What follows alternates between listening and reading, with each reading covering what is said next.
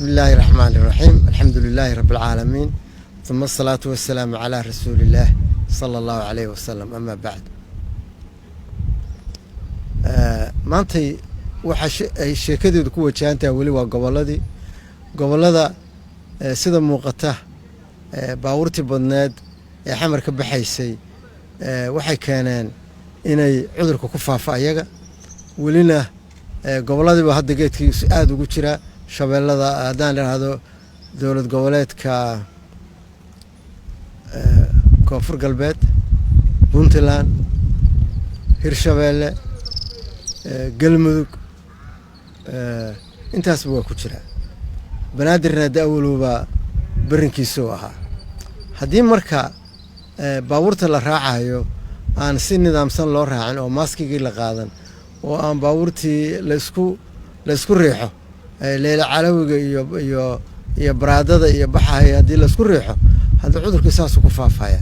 cudurkii markuu meeshii tagana dadkii ayaguna taxadar lahayn oo taxadar samaynayo ayagana ku faafaya.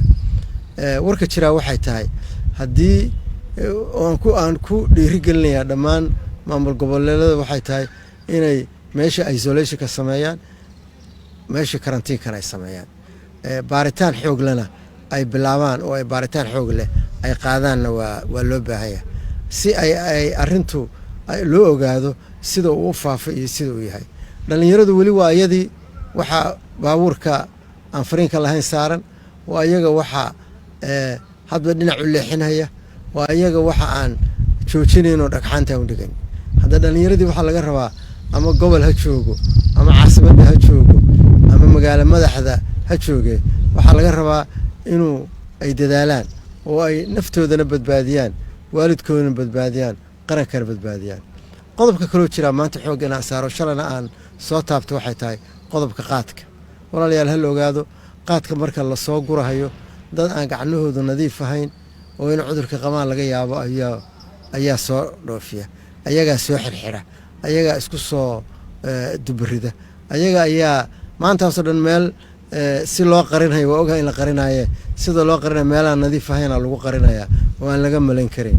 hadhow markii la keenana gacmo badanuu maraa, qof walba waa iska fiirinaya, kan xagga ka taabtay kan xagga ka taabtay, ayadoona gacnihii oo dhan waa gaarayaan. marka dambe la cunahayana haddee asaga inta la kariyo lama cune ceeriinkiisaa lagu cunaa. hadda hadalkaas waxay keenaysaa marka cudurka covid inuu intaba ku faafo, intabana ku faafay. ilaahay marka waxaan rajeynayna in soomaalidu ay ka maanta opportunity fiican u haysataa suusa cudurka ugu faafin, asagoo awal dhibaato bulsho lahaa, dhibaato caafimaad lahaa. hadda haddii kusii darsanto midkan safmareenka oo dhibka badan la keenayo dilaaga oo dadku waayeelka iyo dhallinyaradaba naga haleelaya, haddii uu kusii faafo waa garan karaysaa intuu orodku iyo xawligu ku socon karo suu dadka dhan wada gaaro. taas waa qodobka meesha yaala. qodobka kale meesha jiraa waxa weeye haddee dhallinyaradii banooniga la wada ciyaarahayaa, waa la wada ordahayaa, waa la wada sheekaysanayaa, garbaha la is haystaa, waa la shawrahayaa. waxaasoo dhan ogaada waa waxa cudurka lagu kala qaado. intaasba waa inta cudurka lagu kala qaado. warheedhahaya maaskaradana qaata, kalana durka, halkaas ka wada sheekaysta.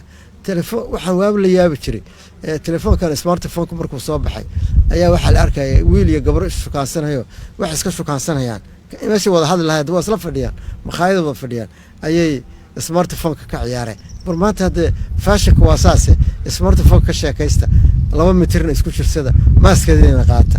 waxaan ku celinayaa maaskaradu waa quruxdaada, waa faashin, waa badbaadadaada, waa badbaadada naftaada, waa badbaadada bulshadaada. ha noqon dilaaga daahsan. wasalaamu calaykum waraxmatullahi wabarakaatu.